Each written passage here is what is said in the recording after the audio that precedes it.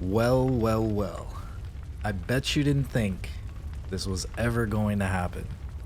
It's probably been over a year since the last episode of this series, but I'm gonna finish it. I'm actually gonna do it. And there's really no excuse for me to have not finished it, other than after my move, I didn't really set up any of my console stuff for months. And I'm actually playing this on the PS5, and I used to record it on the PS4. Obviously, it was before that system was ever out. So, things have changed a lot, but the series continues on, and in fact, this is the final episode, and it's actually probably the easiest episode I'll ever do. So hopefully those of you that are new to the series are just seeing it in succession, and you're not suffering from my terrible delay in getting this last episode out. Either way, thank you guys for watching the series. I really do appreciate it. And come hang out with us on Twitch or Discord. You'll see the links down below. Alright, so there's some key things here. Since the last episode, I did log in and I consumed all my Blood Echo consumables. Didn't want to make you watch me do that, but it wasn't a whole lot, about 29k worth. The other thing that we need to focus on before we do anything else is check out these bad boys down here. The Umbilical Cords. Now, if you've been following my guide, you should only have two of them.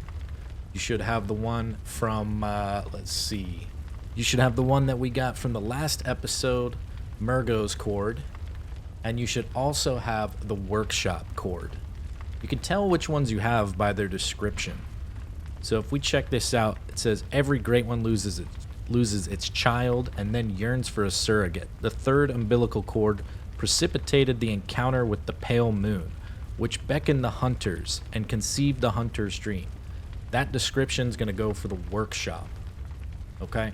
So the next one, where it says this cord granted Mensis audience with Murgo, well, that's obviously Murgo, the wet nurse's cord. Okay, so we got 2 of 3 that we need, but there are 2 optional ones available. They're very easy to get, and I intentionally left these last so that you could get either one, assuming you didn't make any critical mistakes here. So the one that's easiest to get, we'll just visit this tombstone here, and we're gonna go to Cathedral Ward. Alright, so I want you to focus on this blood stain here. Remember our NPC that was sitting in this chair? She used to give us the blood vials. The dirty hooer? Yeah, so something's gone wrong with her, and there's blood everywhere. So let's kind of follow it a little bit. Normally, you might think, hey, the blood leads to this guy, thing, lady, I don't know. It, them. There we go. And there's blood still going this way, so looks like they're innocent after all. Maybe. So what we're going to do is just go ahead and follow the trail over to the ladder here and descend. Immediately, you can see we got something weird going on here. No need to be afraid. That little thing on the ground can't hurt us. Go ahead and get some flavor text, some conversation with Ariana. It can't be. This is a nightmare.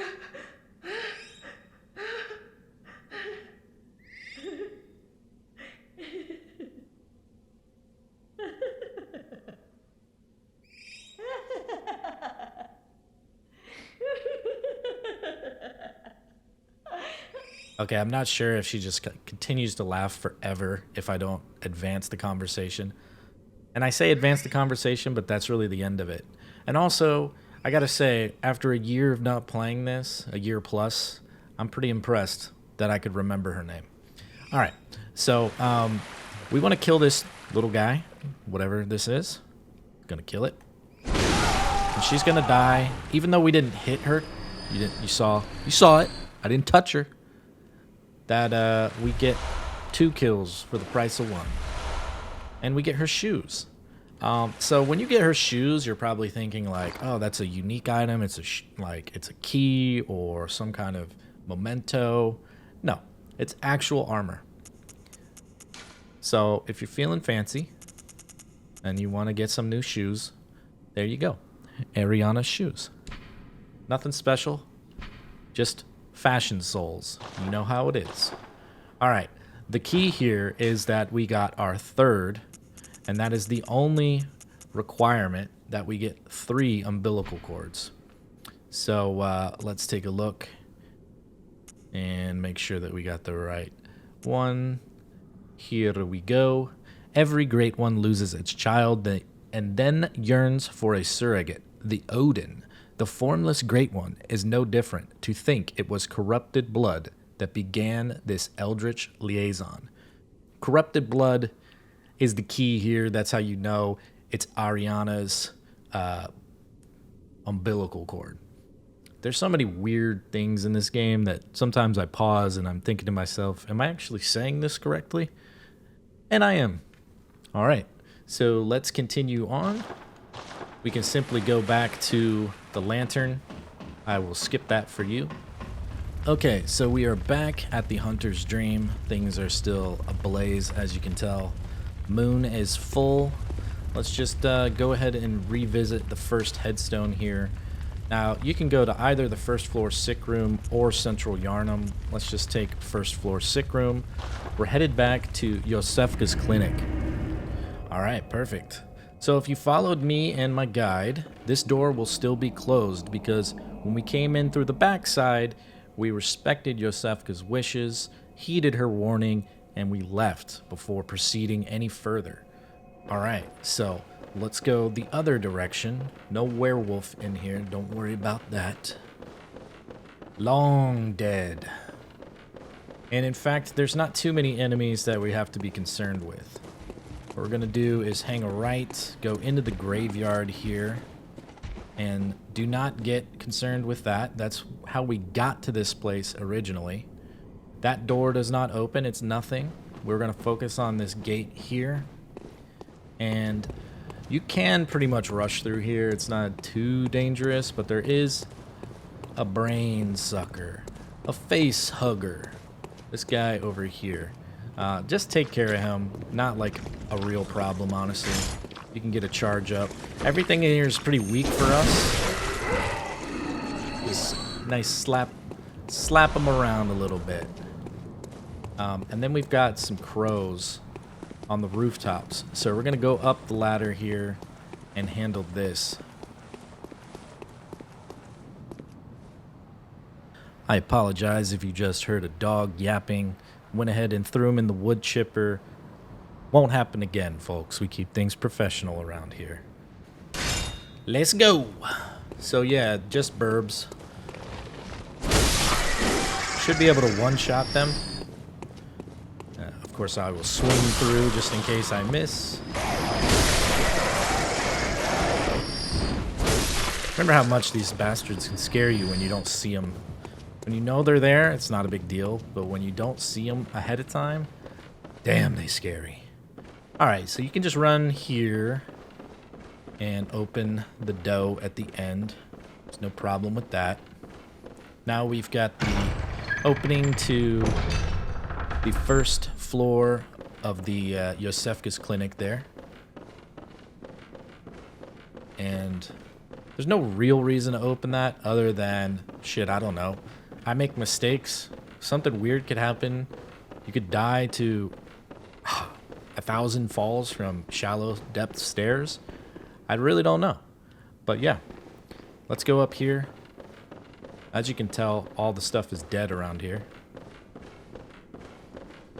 So we're just going to keep climbing these stairs. And this is what I was talking about, the danger of this level. What if you fell? A bunch. Over and over. You could die. Then you wouldn't have that door open. What would you do then? Alright, so here we've got Yosefka. The thing, like I don't understand what's going on with her back here. Like, I think it's part of her outfit. At first I thought she was transforming into something. which she kind of maybe is transforming into something when you start to talk to her. But I really don't understand what's going on with that free-flowing outfit of hers. It's really weird. God, I'm nauseous. Have you felt this? It's progressing. I can see things. I knew it. I'm different. I'm no beast. Oh, God, it feels awful. But it proves that I'm chosen. Don't you see how they writhe inside my head? It's rather rapturous.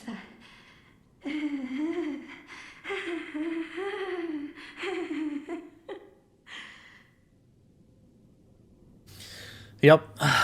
Like most FromSoft games, when something starts laughing like that, it's usually evil. That's why we killed that thing in the cathedral the first time I ever played this game. Also, it looked pretty scary. Alright, so the only way to get her umbilical is to do a little bit of this. I think you could probably kill her with just like 1 hit point of damage. But we get the 4th and final umbilical.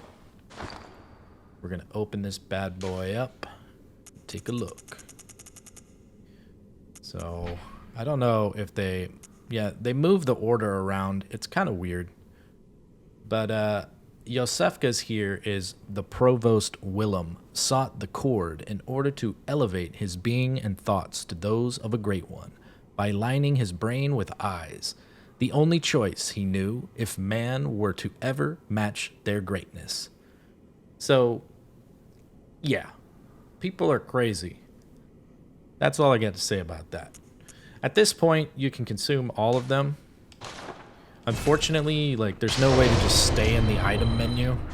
That's probably a good thing, because if you're in a scramble and need to consume something that you don't have on your equipment belt, last thing you'd want to do is to die because you can't move with that window open. So, I'll deal with the inconvenience. This doesn't really happen too often.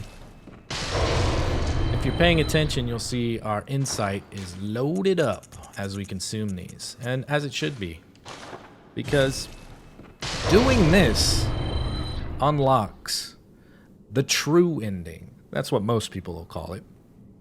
It's one of 3 possibilities, and I'm going to go ahead and explain that to you now, because hopefully I'm saving you from any extra effort if you want to do the absolute minimum. At this point, the game is over for you if you want it to be. We can approach Gehrman and say, "No mas. I am done. I do not want to fight. Give me the sweet surrender." And he puts you to big sleep. Now, that is a valid choice. It's an ending, and it may or may not be a hidden achievement. I don't know. I've never chosen that personally. However, there are 2 other options. The next one is to refuse his offer of the big sleep, thus leading to a fight with Gehrman himself. Now, if you have not consumed the umbilical cords, then you will only fight Gehrman. That's what most people will consider the second ending. The third and final ending, which is commonly referred to as the true ending, is what happens if you consume 3 of 4 or all 4 of the umbilical cords. There's no difference. You don't get a bonus. There's no cookie for eating 4 umbilical cords. Why would you be rewarded for that? That's disgusting. But seriously, you simply need to eat 3 of them, and then you unlock the true ending, which is the Moon Presence boss fight after Gehrman. And yes, it is directly after Gehrman, so it is a boss-on-boss scenario, but there'll likely be 2 of the easier encounters at this point in the game for you. You should be well developed with your skill and power, and we've had much harder encounters than these 2 bosses. So let's go back there and get ready. Alright, so we are back at the Hunter's Dream, and it's time for our final preparations. What we're going to want to do here is make sure that we just consume everything that we want to consume. So if you've got some extra blood echoes, make sure to consume those. Use all your madmen's knowledge so you can spend them at the pool. Load me up, baby. It's cash money.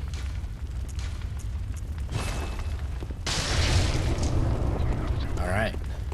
There's really no need to level up in my opinion, so I would spend the blood echoes on loot. Specifically blood vials, because you never know how many attempts it's going to take you in these next boss fights. So better to be cautious than have to scramble for it later and start farming to get what you need. So here what I suggest is you load up on the stuff that you don't have enough of. You can get something like the small resonant bell. This is good for co-op and PvP. Sinister resonant bell shows up afterwards.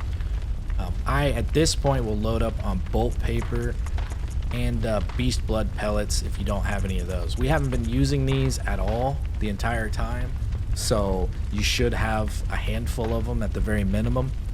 I typically don't bother with it, but it can help you in this fight. Bolt paper is where it's really at, though. I'm going to load up on that. Love me some bolt paper.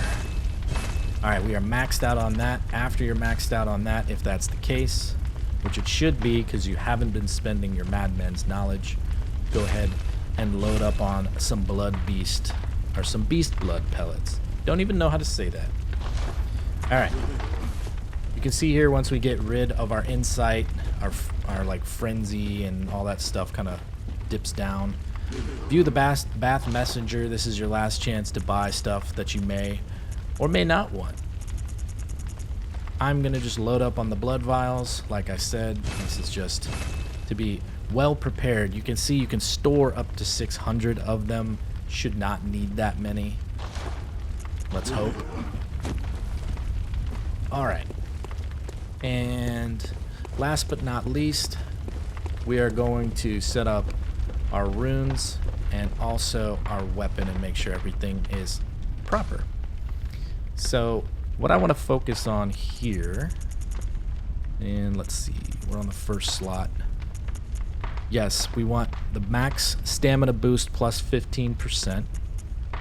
We're going to go to the max vials up 4. And then we're going to go to the max HP. So we've only got that one to plus 10.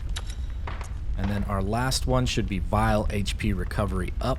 These other things are not useful for us. We don't care about that. Q. Now, let's check out our workshop. Fortify any weapons if you lags behind for some reason. Our axe is capped out. That's why you don't see it here, because we can't do anything more to it. And then the Hunter Blunderbuss is what we're using, so that's plus 9. If you've got the ability to do any of this stuff and you need to or you want to, knock yourself out. There's really no reason to save it.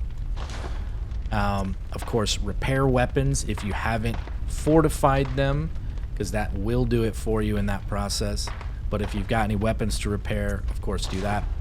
And here's probably the more important thing, is just make sure you've got your best blood gems on the weapon that you're probably going to use in the fight. I already have that for the most part, so I'm not too concerned with it. You can see we're just looking at the tier 14 stuff here, and we are looking good all the way across the board. Alright. Once you're done with that, you can check your storage and just make sure you got enough of everything. We are loaded with silver bullets and blood vials. We got plenty of beast pellets, and you know we got plenty of the bolt paper. It's gonna be hard to lose, right? Alright.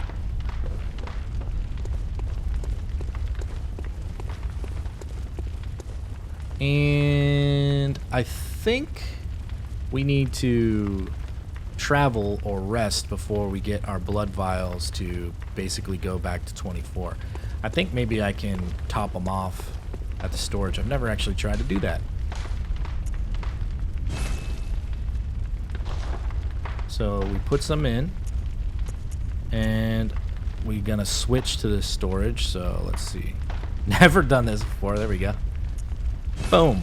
Easy. Didn't need to put him in there, obviously. I'm learning. This is not a walkthrough. Don't mind me. This is a learning session. Practice run. Alright, so before we go over what to expect in the boss fight, I will say that if you want to kill any of the remaining NPCs, go do that. If you want to farm anything, go do that. Basically, any activities that you want to do before the end of the game, this is your last chance to do it. Once this fight is over, it's game over. Credits roll, and you're in New Game Plus. You don't get a choice. You can't say like, no, I want to go do some other stuff now that the boss is dead. Doesn't work that way. So know that before you get into the fight, you need to farm or do whatever you want to do. Tie up loose ends. Alright, so now we're going to get into the actual combat itself.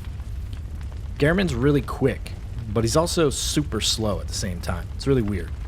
So if you need to get away from Gehrman to heal, you can very easily. If you need to get away from him to equip some bolt paper or some blood pellets, whatever you need to do, you should have every opportunity to do it. So there's no reason to take unnecessary risks against Gehrman. What we're gonna try to do is bait out certain attacks. So patience is the key here. And if you know me, you know that's my biggest flaw. So if I can do it, any of you can do it. We're going to bait out a couple specific attacks. We'll go over that in combat because it's a lot easier to see it. And we're going to try to parry one of his very slow build-up attacks that you can see coming from a mile away.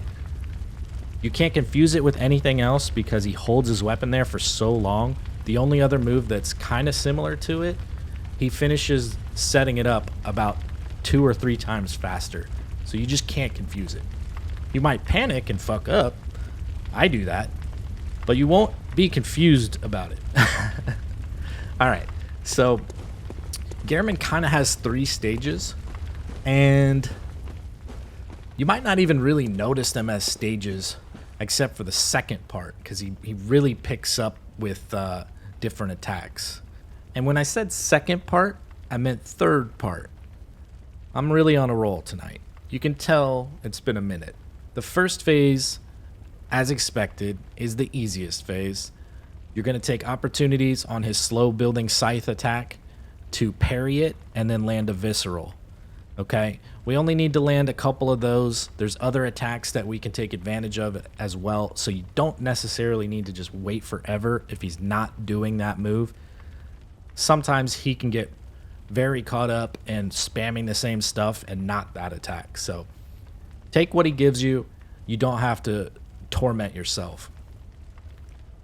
The second phase, he'll basically kind of power up. But he's not truly gonna hurt you in that power up moment. So you can get some good opportunity to deal damage.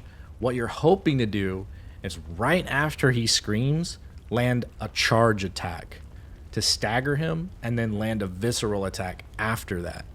If you can somehow manage to get him cornered in this wall area, and I'll show you right here, like anywhere around here up against the boundary, you can see the boundary is all across this zone, so there's plenty of places to get him jammed up. You don't have to push him back in this corner here. But ideally, if you do end up in this corner, it's going to be beneficial because he can't really get too far away from you.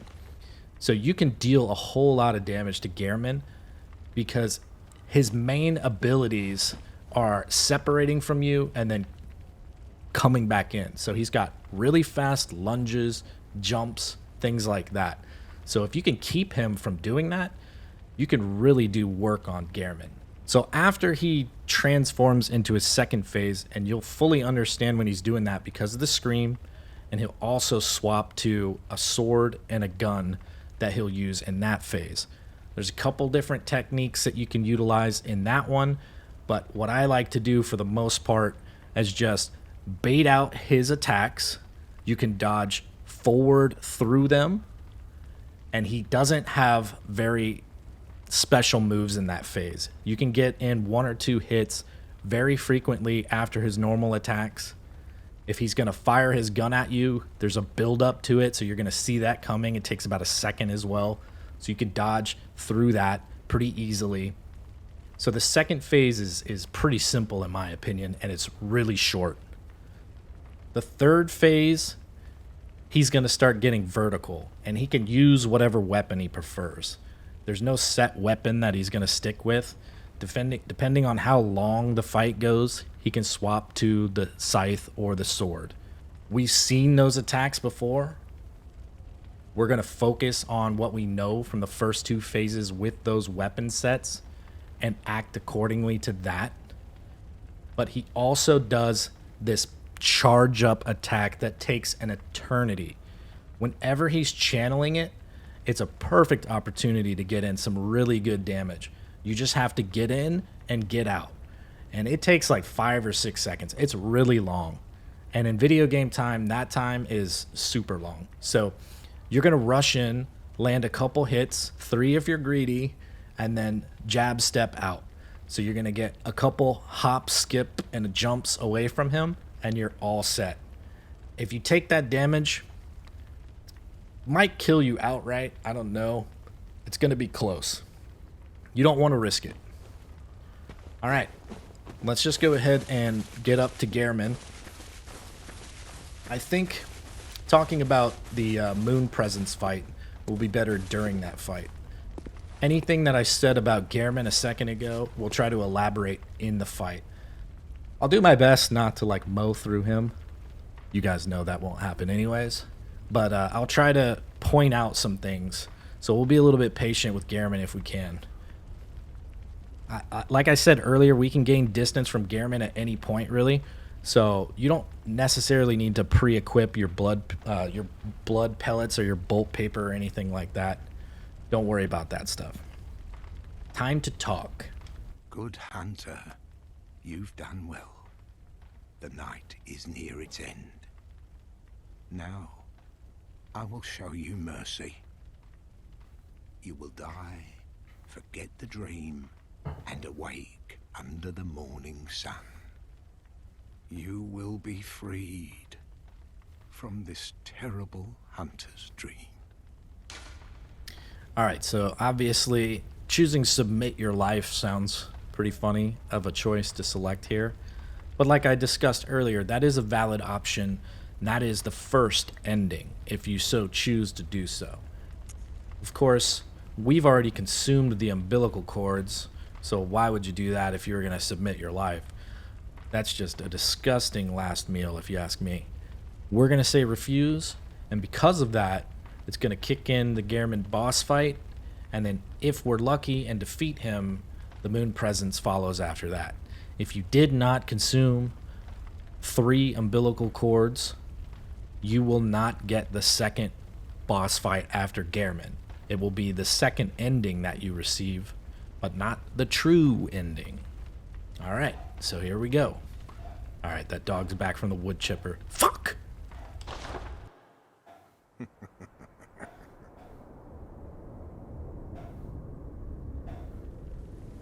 Dear, oh dear. What was it? The hunt? The blood? Or the horrible dream?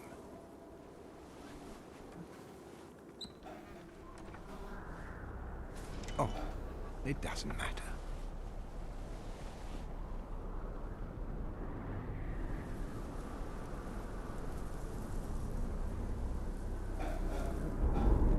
It always comes down to the hunter's helper to clean up after these sorts of messes.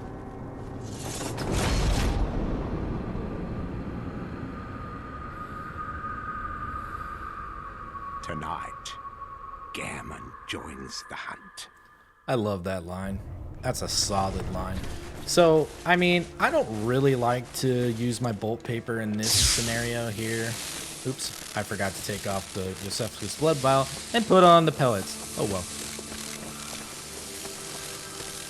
I like to wait until I'm done with this long, drawn-out phase. Alright, so that is the jab. You do not want to react to that besides just stepping backwards. He's going to try to pull you in and follow that up with a second attack. What we want is when he puts his scythe on his right shoulder and takes a very long time with it. No need for those. We're pretty much going to dodge everything. Try to get to a point where you can see his attack coming. If the camera's obscuring things, you don't want to deal with it. You see his combo there is very rhythmic. 1, 2, 3. So if you just get that simple timing down, nothing tough about that one. And this is why I don't like to use the bolt paper, because we're just waiting out fight. You see how slow he is? It's pretty wild.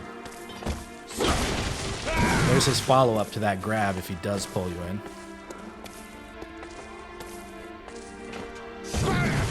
Of course, he's just not doing the move that I want him to. This is what I told you about. Like, he can just decide to do whatever the fuck he wants.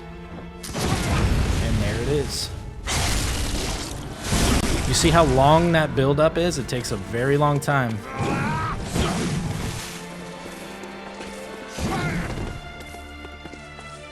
So if you play it safe, you can get behind him at that and start hitting him if you want.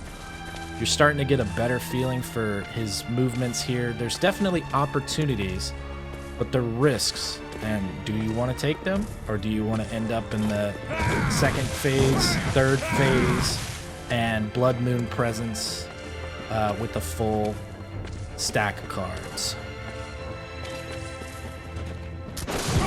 I went too early there. You see the mistake? Oh my god! I don't know why that didn't land. That was weird.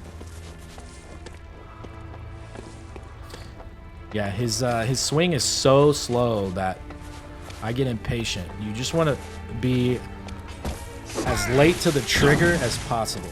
Also be mindful of the map there. I almost got myself in a bad spot.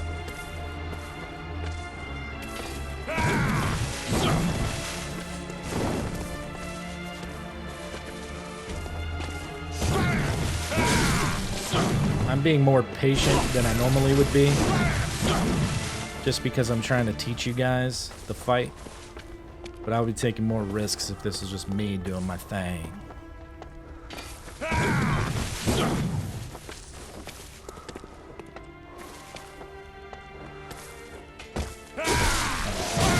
was terrible. Here's one he hasn't done for us many times.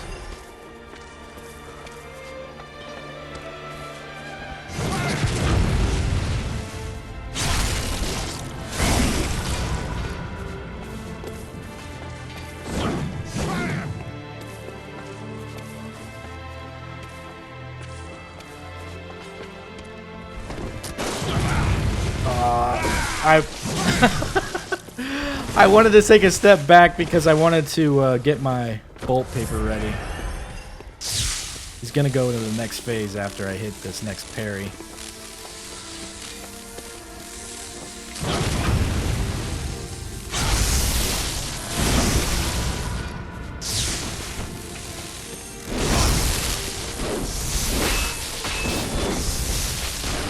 Oh, you got me.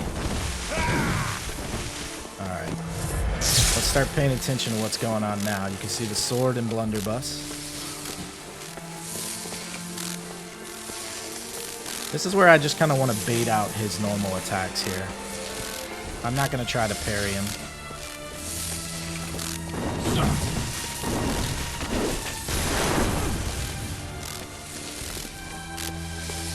Typically what I want him to do is do 2 moves and then swing. I didn't get a whole lot of practice with this fight, honestly. I beat him in the first attempt. I should have died to him just so I could get more reps on it.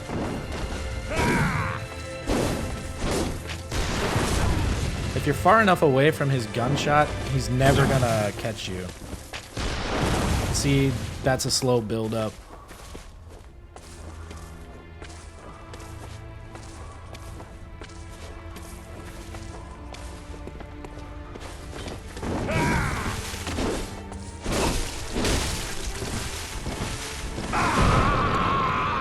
Alright. So I'm going to try to get you to see his power-up move. That's it. So that's what you can get a bunch of damage in. You can see how long this takes this guy. That's a perfect prime opportunity to get in huge damage right there. There he goes, swapping his weapon again. That one you just need to keep on the move. Okay, that could have been really bad for us. So when he jumps in the air, you just need to keep on the move. That attack is not easy to dodge. Typically, if you're going to dodge him or his attacks, I would say right side.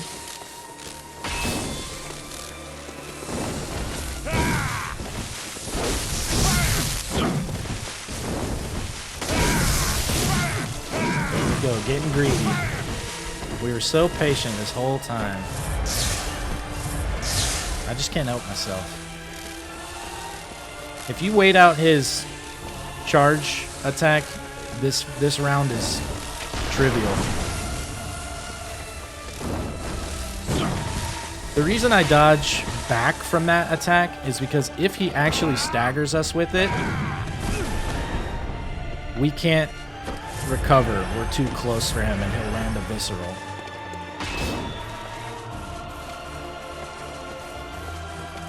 Come on, buddy. Power it up.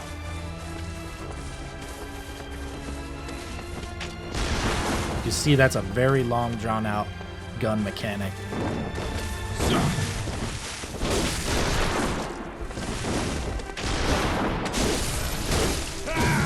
I won't stay for longer than 2 swings. Immediately start a dodge after that.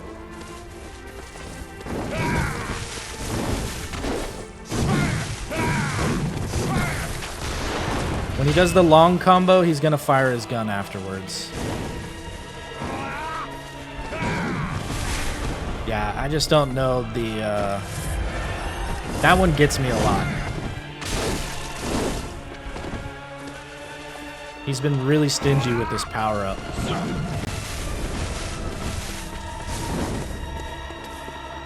Wish he would do that again.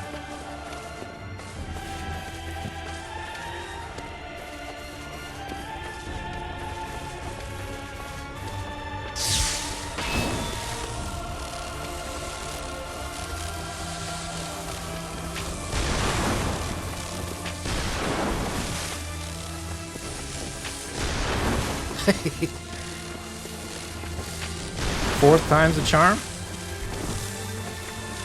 If he does it again, I'm going in, and he's gonna one-shot me. There it is. Just spam that dodge afterwards. That's why I dodge backwards.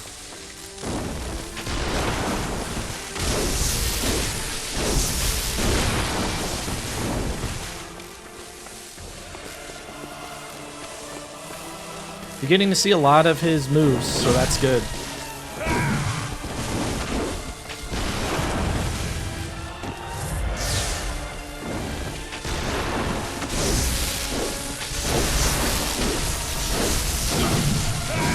Oh boy, he's gonna shoot.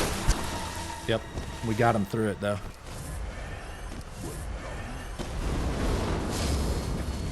And we're gonna go straight into the next one. Alright, so this is probably easier, in my opinion. Some will differ. We're trying to bait out a 3-move attack. We can stay at a decent range from this enemy, and it's going to have this 3-hit combo that's pretty slow building. And then it also has a move where it starts putting these white mist on the field. Don't touch that. If you get caught up in that, it doesn't allow you to use your blood vials. And then he's gonna have this one attack where he basically takes you to 1 hit point no matter how many health you have.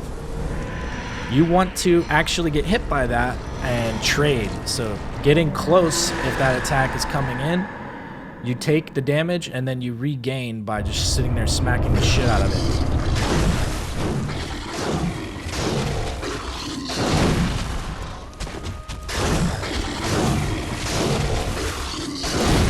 That that was the 3-hit combo, and we miss. Part of the problem with using that short weapon like that.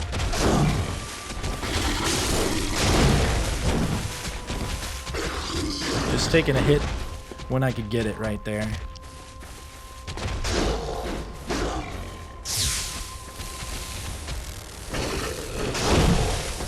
If he does that, you can take advantage.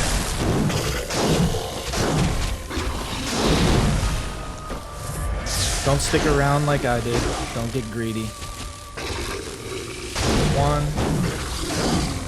2, 3.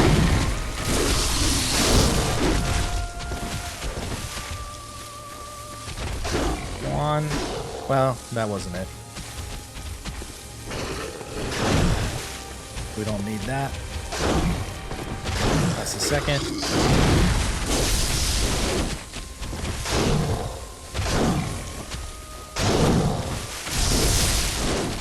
If we're lucky, we get... That's the attack. If we're lucky, we get him to...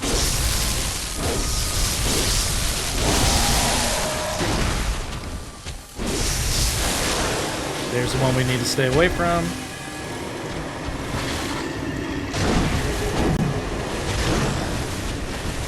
We can't touch the blood.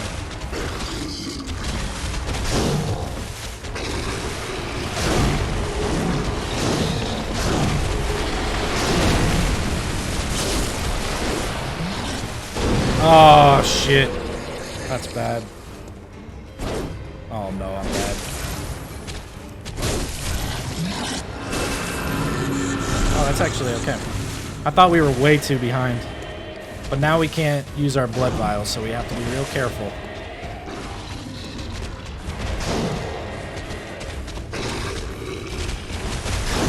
That was bad. Okay, we can use our blood vials. You can see the debuff underneath your health bar. God, he's so far away. I'm not going in for that. But we want that hit. So the reason I was so far away was because of that one attack.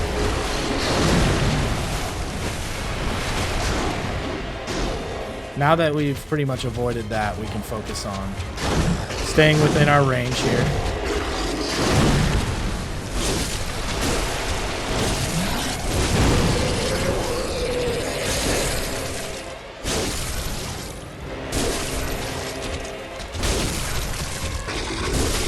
Go. Boom. We're using maybe the slowest weapon in the game. Definitely one of. And you can see we can still trade during that phase. When he hits you and takes you to 1 HP, we can go in there and get fully healthy. And you got to see some moments where even I was thinking like, man, are we really going to be able to regain all of this? Yes. It's crazy. So because of that, you get this great opportunity to not only take the damage, but essentially you're dealing damage with impunity. Like you can regain without fear. And then you're in the pocket. You could technically hit him in the face enough times to stagger him and then land a visceral. So it could really work out well for you in that scenario. Hey, look, credits. So yeah, I mean, is the ending great? No. Do you want to see the other endings, or do you want to play through the game yourself? Check them out on YouTube. I'm sure they're out there. I don't have a video of the first or second ending because, like I said, I've always done the true ending, and I was not gonna take you guys through an ultimate walkthrough and not do the true ending. But I can only guess what they are, and I'm not gonna spoil it for myself. I'm actually gonna play through them on stream and see each unique ending for myself. So no spoilsies, boys and girls. No spoilsies. We'll go ahead and get out of the credits here. You're gonna see our new Game Plus rebirth here in a second. Loading. Loading. Loading. If this was still on my PS4, it would probably be way slower than it actually is. I remember it would take like 60 seconds or so sometimes. All signed and sealed. What a friend. All right, so we're back. We're waking up, and your new game plus has started. You've got your loots, you've got your gear. This is why it was important for you to farm if you needed to at the end of the game before fighting Gehrman, because obviously it's going to be a while before you can get a lot of those materials and to get to some of those vendors and whatnot. So there we are. There you have it. Hopefully you guys enjoyed the series. Again, I apologize how long it took me to complete it. No excuses. That was my bad. I thought about finishing it many times and always made up an excuse to not do it. Nothing really made me finish it this time besides the fact that I owed you it. So hopefully you enjoyed it. Hopefully you learned something. Leave a comment if you like. I enjoy communicating with you guys on the YouTubes. But really, what would be super cool is if you join the Discord and you join us over on Twitch, because I stream a lot, and I'd love to hang out with you guys and shoot the shit and talk about your good times and your bad times and the FromSoft games. Anyways, hopefully we see you there. If not, thanks for checking us out this far, and good luck. Later.